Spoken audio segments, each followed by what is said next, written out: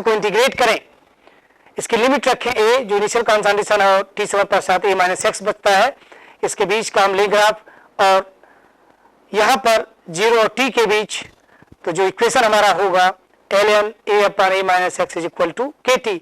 यदि इसको हम इक्वेट करें तो k is equal to 1 upon t ln a upon a minus x.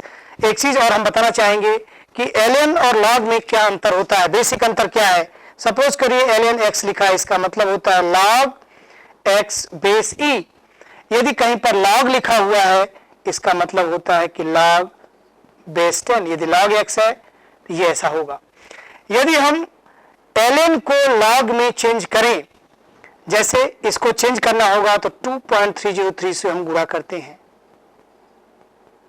ये होगा means ln x is equal to log x base e and that is equal to 2.303 log x base 10।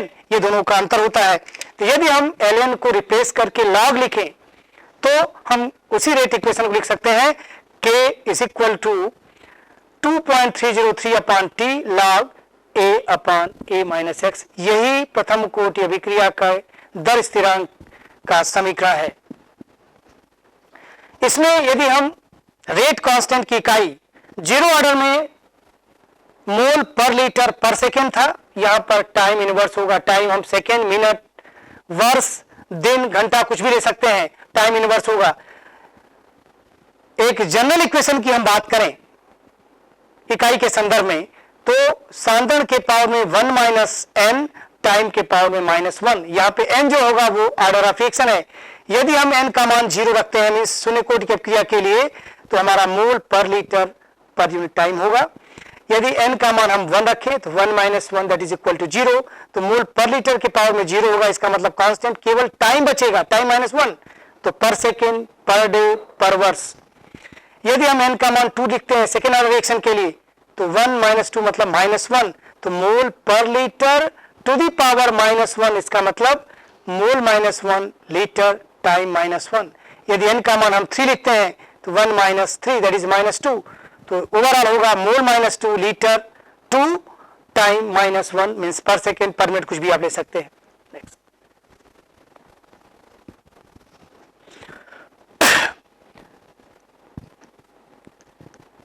Plot of a minus x versus t, यहाँ पे log होना चाहिए, log a minus x versus t is a straight line. Slope होगा -k upon 2.303। इस graph को आप इस तरह से देख सकते हैं।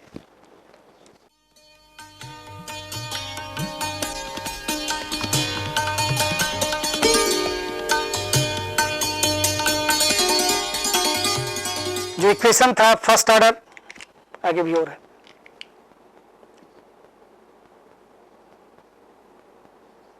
log a minus x versus t के बीच ग्राफ, इक्वेशन हमारा था k 2.303 upon t log a upon a minus x.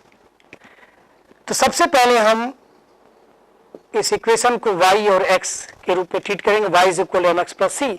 तो सबसे पहले हम log a माइनस एक्स इस इक्वेशन से कैसे प्राप्त करेंगे, तो इसको हम सॉल्व करेंगे। k इज इक्वल टू, या kt हम लिख दें यहाँ पे, kt is equal to 2.303 log a minus log a minus x. तो ये होगा हमारा k upon 2.303 into t log a minus log a minus x. यदि इसको हम इधर लाएं तो ये प्लस हो जाएगा, log a minus x is equal to log a minus k upon 2.303 into t। Equation y c minus m x, ये इक्वेशन आप देख सकते हैं। y is equal to minus m x plus c के form में है। इसका मतलब यदि हम log a माइनस एक्स और t के बीच ग्राफ खींचते हैं तो ये ग्राफ इस तरह से आएगा, नेगेटिव स्लोप, और स्लोप क्या होगा -k अपॉन 2.303। इंटरसेप्ट जहां पर ये कट करता है y एक्सिस को, दैट इज, इसको हम समझ सकते हैं कि जो इंटरसेप्ट है वो log a होगा। ये y एक्सिस जो कट करता है उसी को हम बोलेंगे। यहाँ पे A0 लिखा है, that is initial concentration of reactant. तो ये प्रथम कोट की अभिक्रिया में यदि log A माइनस एक्स और t के बीच ग्राफ खींचा जाए तो एक सरलरेखा प्राप्त होती है जो जिसका इंटरसेप्ट अंतःखंड log A होगा तथा प्रवणता माइनस k अपान 2.303। नेक्स्ट, आभासी प्रथम कोट की अभिक्रिया pseudo unimolecular reaction, pseudo first order reaction. Reactions which are not truly of the first order but under certain conditions reactions become that of first order are called pseudo unimolecular reaction। कुछ condition को बदलने पर जो अपक्रियाएं प्रथम कोट की प्रतीत नहीं होती, एक्चुअल में वो प्रथम कोट की होती हैं, उसको समझने के लिए आप एक इक्वेशन लीजिए, hydrolysis of ester in the presence of acid. Ester का जल अपघटन अम्ल की उपस्थिति में जब होता है तो एस्टिक एसिड और इथेनॉल का निर्माण होता है। प्रायोगिक रूप से ये पाया गया कि रेट जो होगा के एस्टर के सांद्रण और वाटर लिखा हुआ यहाँ पर, ये आप देखेंगे कि वाटर की मात्रा बहुत ज्यादा होती है। जब इसका जल अपघटन होगा तो वाटर का सांद्रण बहुत ज्यादा परिवर्तित नहीं होता है, नगण्य रूप से परिवर्तित होता है। इसलिए इस एक्सेस में वाटर इसको हटा देंगे तो रेट हमारा रेट इज इक्वल टू के इंटू एस्टर और एस्टर के पावर में 1 है। इसलिए जो अपक्रिया प्रतीत हो रही थी सेकेंड ऑर्डर की वो अपक्रिया प्रथम कोट की हो गई। ऐसी अपक्रियाओं को हम आभासी एक अणुक अपक्रिया या आभासी प्रथम कोट की अपक्रिया कहते हैं। दूसरा उदाहरण है सुक्रोज का जल अपघटन। सुक्रोज का जल अपघटन होगा तो ग्लूकोज और फ्रक्टोज बनता है। इस अपक्रिया को इन्वर्जन ऑफ शुगर भी कहते हैं, शुगर का प्रतिलोमन। यहाँ पर वाटर एक्सेस अमाउंट में है तो अपक्रिया की दर केवल और केवल सुक्रोज के सांद्रण पर निर्भर करेगा।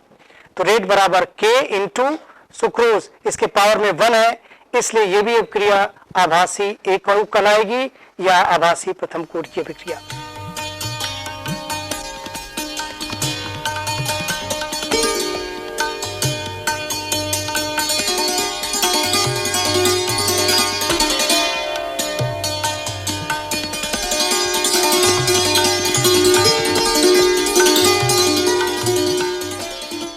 Numerical for first order reaction A से पी में कन्वर्ट हो रहा है, हाफ लाइफ दिया है 120 minute. Calculate the time taken to decay the amount of A to 75%, 80%, 90%, 99%, 99.9%।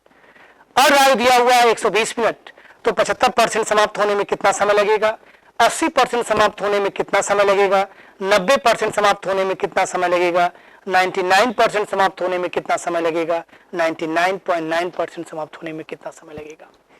तो इसको हम सॉल्व करेंगे। एक देख लीजिए आप, इक्वेशन हमारा है के 2.303 अपान टी लॉग ए अपान ए माइनस एक्स।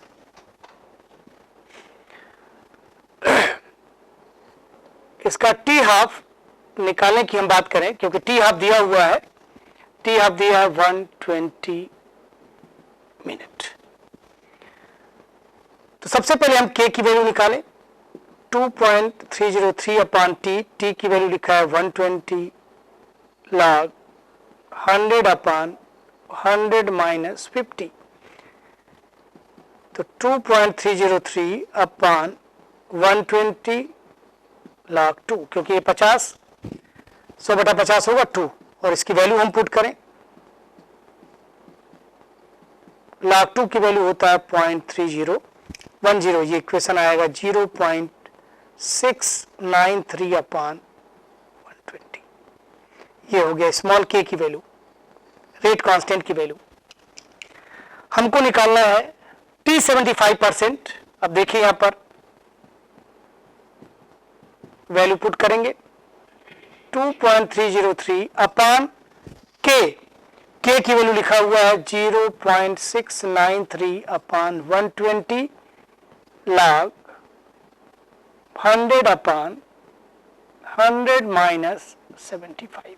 इसको सॉल्व करेंगे,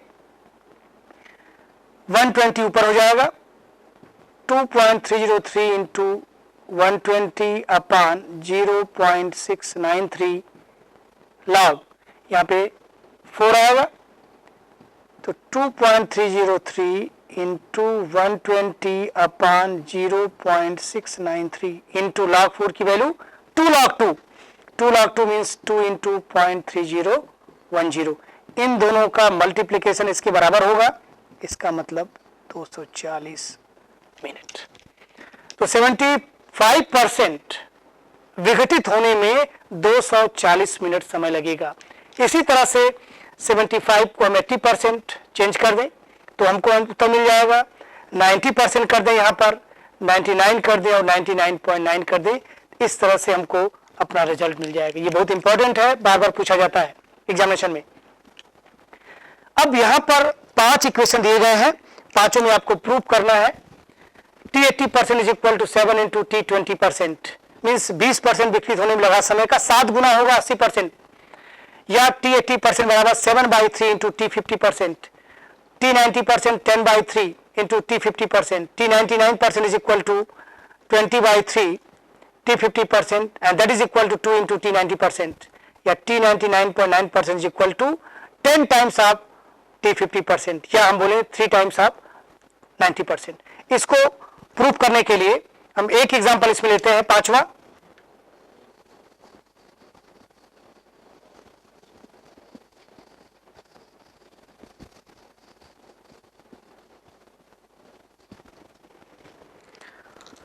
T 99.9%, सबसे पहले हम T 50% लेंगे।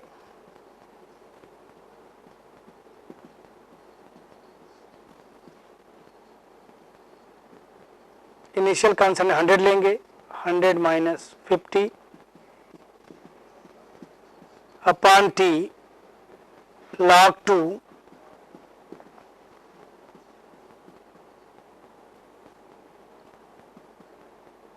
0.3010, क्योंकि log 2 की वैल्यू है, ये हो जाएगा आपका, सॉरी K लिखना है यहाँ पर, क्योंकि T तो आप लिख चुके हैं ऑलरेडी। ये T 50%, ये एक इक्वेशन हो गया, समीकरण 1। दूसरा हमने T 99.9%, 2.303 अपान K log 100 अपान 100 माइनस 99.9 log, ये 0.1 100 अपान 0.1 दैट इज इक्वल टू 1000, और log 1000 की वैल्यू 3, तो ये हो गया आपका T 99.9%, समीकरण नंबर 2। दो समीकरण आपको मिल गया। अब यहां पर क्या करना है, 2 डिवाइडेड बाई 1, तो यहां पर हो जाएगा अब आपका T 99.9% divided by T 50%, that is equal to 2.303 upon K log, sorry, into 3 divided by 2.303 upon K into 0.3010, तो ये कैंसिल हो जाएगा, बचेगा 3 अपॉन 0.3010, यही नियरली होगा 10 टाइम्स। इसका मतलब ये होगा कि 99.9% अभिक्रिया पूर्ण होने में लगा समय अर्धायुकाल का 10 गुना होता है। इस तरह से बाकी को हम रीअरेंज कर सकते हैं, बाकी को सॉल्व कर सकते हैं। सिर्फ चेंज क्या करना है, 99.9 की जगह पर हम 90% ले लें, 99 ले लें, और फिर से हमारा इक्वेशन हमको मिल जाएगा।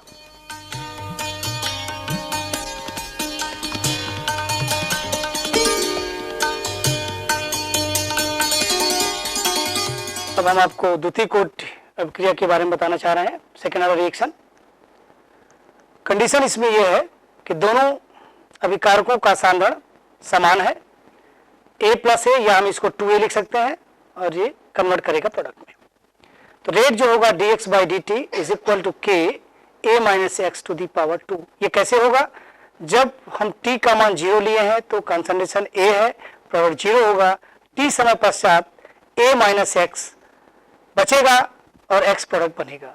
तो जब हम dx बाई डी टी लिखते हैं k इंटू ए स्क्वायर, ए स्क्वायर का मतलब सेकेंड ऑर्डर रिएक्शन, तो a का कंसंट्रेशन A माइनस एक्स है, इसलिए यहाँ पर हम स्क्वायर ले लिए, या रीअरेंज करेंगे dx upon a minus x to the power 2 that is equal to k dt। इस समीकरण का यदि हम इंटीग्रेशन करें, समाकलन करें, तो हमको जो इक्वेशन मिलता है k is equal to 1 upon t into x upon a into a minus x. यही है द्वितीय कोट अभिक्रिया का रेट इक्वेशन।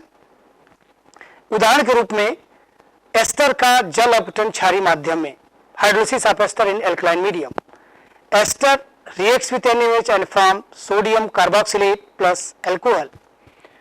इस अभिक्रिया में प्रायोगिक रूप से यह देखा गया कि अभिक्रिया की दर एस्टर और NaOH के सांद्रण पर निर्भर करती है। तो यदि हम रेट लिखते हैं तो rate is equal to k rate constant into concentration of ester to the power 1 and concentration of NaOH to the power 1। Overall order of reaction देखेंगे तो 1 + 1 दैट इज इक्वल टू 2। तो एस्टर का जल अपघटन क्षारीय माध्यम में द्वितीय कोट की अभिक्रिया है, जबकि अम्लीय माध्यम में एस्टर का जल अपघटन प्रथम कोट की अभिक्रिया है। उसको हम आभासी एक अणु अभिक्रिया कहते हैं। तो पढ़ते वक्त इस चीज का ध्यान देना है कि क्षारीय माध्यम लिखा गया है या अम्लीय माध्यम लिया गया है। यदि अम्लीय माध्यम है तो आभासी प्रथम कोट की अभिक्रिया है, क्षारीय माध्यम है तो द्वितीय कोट की अभिक्रिया है।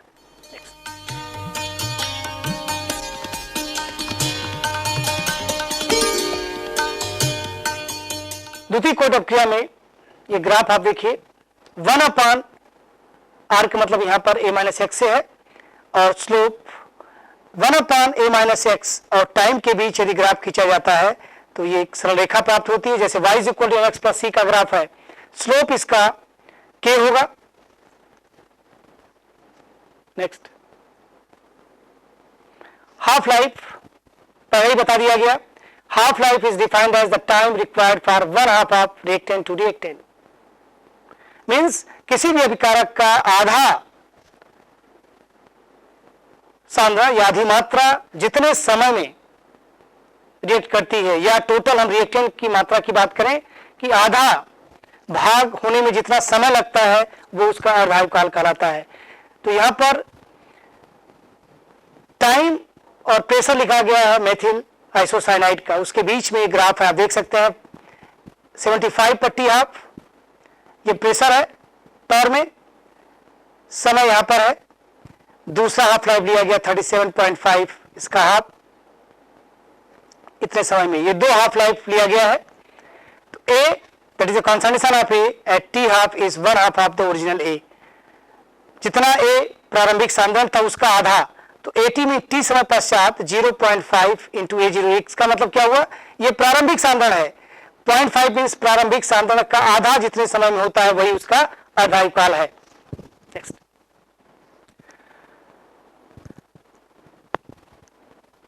हम हाफ लाइफ की बात करें फर्स्ट ऑर्डर में, हम पहले डिस्कस कर चुके हैं कि t half is equal to 0.693 upon k. तो अब इस चीज को देखिए, इसमें कहीं पर इनिशियल कंसंट्रेशन नहीं है। तो यदि आपसे पूछा जाए कि प्रथम कोट अभिक्रिया में अर्धायुकाल का प्रारंभिक सांद्रण पर क्या प्रभाव पड़ता है, तो यहां पर कहीं पर भी ए नहीं लिखा हुआ। इसका मतलब यह होगा कि प्रथम कोट अभिक्रिया में अर्धायुकाल अभिकारक के प्रारंभिक सांद्रण पर निर्भर नहीं करता। So here for first order process the half life period does not depend upon initial concentration of the reactant. Next, second order के केस में यहां पे देखेंगे आप कि हाफ लाइफ पीरियड अभिकारक के प्रारंभिक सांद्रण के व्युत्क्रमानुपाती है। 1/A0 मींस इनिशियल कंसंट्रेशन है। So T half life period for second order reaction is inversely proportional to initial concentration of the reactant. Next, अब यहां पर देखिए टेम्परेचर और अपक्रिया की दर के बीच ग्राफ है। ये टेम्परेचर डिग्री सेंटीग्रेड में ये रेट है। Generally as temperature increases so does the reaction rate. जैसे जैसे हम ताप को बढ़ाते हैं अपक्रिया की दर बढ़ती जाती है। दिस इज बिकॉज के इज टेम्परेचर डिपेंडेंट। इसका मतलब ये होगा कि दर स्थिरांक जो होता है वो ताप पर निर्भर करता है। टेम्परेचर कोएफिशिएंट के लिए हमने पहले ही बता दिया है, for every 10 degree rise of temperature rate of reaction becomes double और ट्रिपल। प्रत्येक 10 डिग्री सेंटीग्रेड ताप बढ़ाने पर अभिक्रिया की दर 2 गुनी अथवा 3 गुनी हो जाती है। इसको हम ताप गुणांक कहते हैं।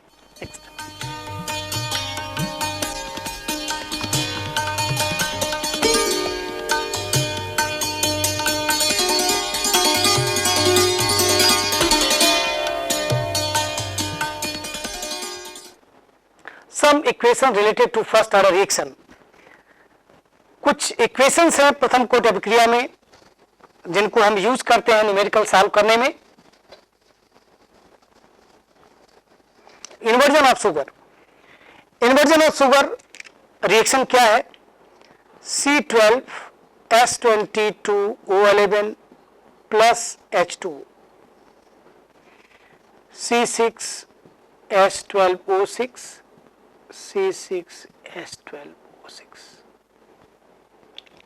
इस रिएक्शन को इन्वर्जन ऑफ शुगर कहते हैं। क्यों कहते हैं?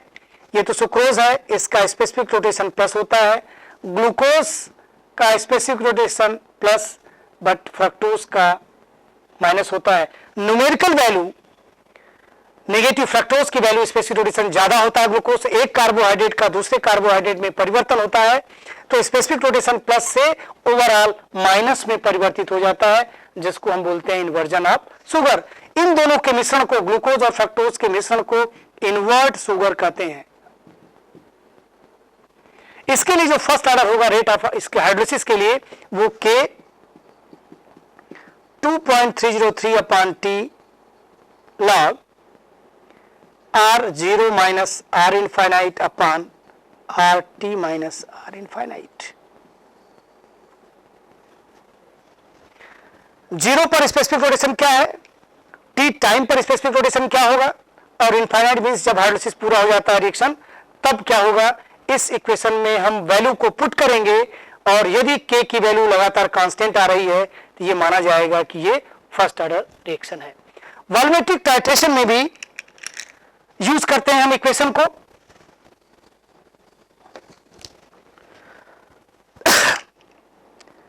जब वॉल्यूम और समय दोनों दिया हुआ है, समय में 0, 10, मिनट, 20, 30, इनफाइनाइट, सभी वैल्यूज दी गई है। मैं पर्टिकुलर किसी रिएक्शन की बात नहीं कर रहा हूं। इन जनरल यदि वॉल्यूम लिखा है और टाइम मिनट में है, वॉल्यूम मिलीलीटर में, 0 पर दिया मान लीजिए AML लगता है, 10 में B, C, D, इनफाइनाइट में E, इतने ml लगते हैं। सभी वैल्यू मीन्स T0 दिया हुआ है, T दिया हुआ और T इनफाइनाइट दिया हुआ है। इसका मतलब ये V इनफाइनाइट होगा, इसको हम बोलेंगे V0 और ये पूरा का पूरा VT कहलाएगा। इसके लिए रेट इक्वेशन जो होता है K 2.303/T, स्मॉल k हमेशा होगा, log V infinite minus V0 upon V infinite minus VT। यदि हम V0, VT और V इनफाइनाइट वैल्यू पुट करते हैं और K की वैल्यू कांस्टेंट आती है तो इसका मतलब ये होगा कि यह प्रथम कोटि की अभिक्रिया है। यदि मान लिया जाए कि V0 का मान नहीं दिया गया है तो हमारा इक्वेशन यहां से V0 को हटा के हम कर सकते हैं K 2.303/T log V infinite upon VT, V infinite minus VT।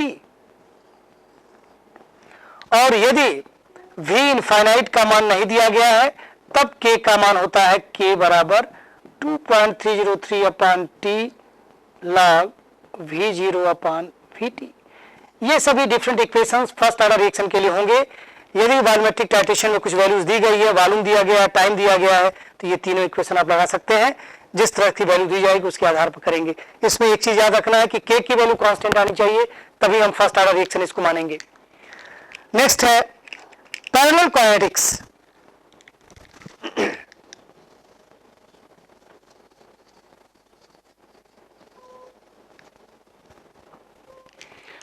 Parallel kinetics में कोई भी रिएक्टेंट अलग अलग रेट से उत्पाद बनाता है। मान लीजिए A है, A से B और C बन रहा है, दोनों के रेट अलग अलग है। मान लिया जाए इसका रेट कांस्टेंट K1 है, इसका रेट कांस्टेंट K2 है और ओवरऑल A का रेट कांस्टेंट K है। यदि हमको यील्ड निकालनी है कितना परसेंट B बना, कितना परसेंट C बना, तो इसके लिए होगा percentage yield B K1/K1 plus K2, percentage of C K2/K1 plus K2 और K ये बराबर होगा K1 प्लस K2। इस तरह से वैल्यू पुट करके हम परसेंटेज ऑफ बी और परसेंटेज ऑफ सी का निकाल सकते हैं। नेक्स्ट है रेडियो एक्टिव डीके। तो इसके पहले मैं बताऊं, रेडियो एक्टिव विघटन प्रथम कोट की अभिक्रिया है। तो रेडियो एक्टिव विघटन के लिए इक्वेशन हमारा फिर से वही रहता है कि 2.303 अपान T log A upon A minus x.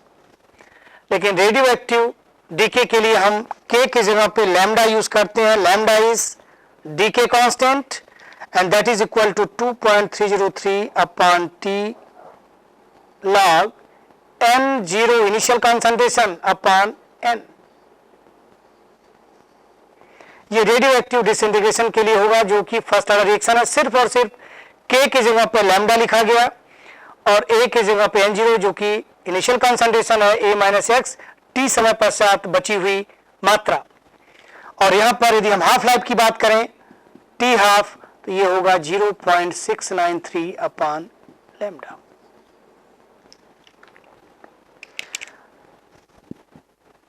Next, methods for determination of order of reaction. इसमें सबसे पहले इंटीग्रेशन रेट मेथड, जिसको हम बोलेंगे hit and trial method, graphical method, half life period method, want of differential rate equation, last one is Ostwald isolation method. तो सबसे पहले हम डील करते हैं integration rate method, that is called hit and trial method. Next slide. इसमें जो data दिया रहता है उस डाटा को हम लेते हैं। सबसे पहले जीरो ऑर्डर में हम ट्रायल करते हैं। जो इक्वेशन है k is equal to x upon t, इसमें वैल्यू पुट करते हैं। यदि दो तीन डाटा को हम देखते हैं, k की वैल्यू यदि कांस्टेंट आती है इसका मतलब है कि वो जीरो ऑर्डर है। यदि जीरो ऑर्डर नहीं आता, k की वैल्यू कांस्टेंट नहीं होती है, तब हम फर्स्ट ऑर्डर को अप्लाई करते हैं। k is equal to 2.303 upon t into log a upon a minus x. और इसमें वैल्यू हम पुट करेंगे। यदि k की वैल्यू कांस्टेंट आती है इसका मतलब वो प्रथम कोट की अभिक्रिया होगी। यदि इसमें नहीं आता है तो हम फिर फर्दर बढ़ जाते हैं सेकंड ऑर्डर में। सेकंड ऑर्डर में वैल्यू पुट करते हैं k is equal to 1 upon t into x upon a into a minus x. यदि हम वैल्यू को पुट करें, k की वैल्यू कांस्टेंट आती है तो हम इसको मानेंगे कि ये सेकंड ऑर्डर इक्वेशन है।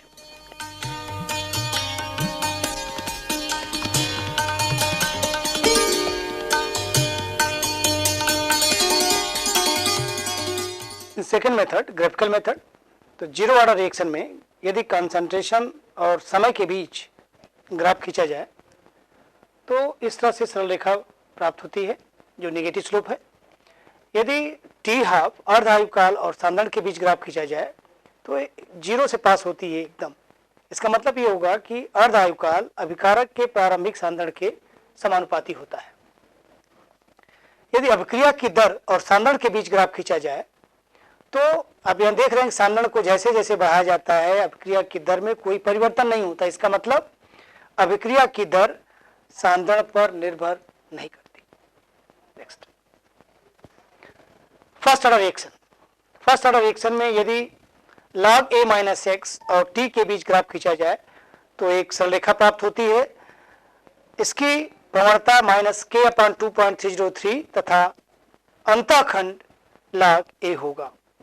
नेक्स्ट, यहां स्लोप सेकेंड ऑर्डर रिएक्शन के लिए यदि 1 upon a minus x that is R T समय पश्चात और टाइम के बीच ग्राफ खींचा जाएगा तो इस तरह से सरलेखा प्राप्त होगी। जैसे y is equal to m x plus c का ग्राफ होता है जिसमें स्लोप इसका k होगा।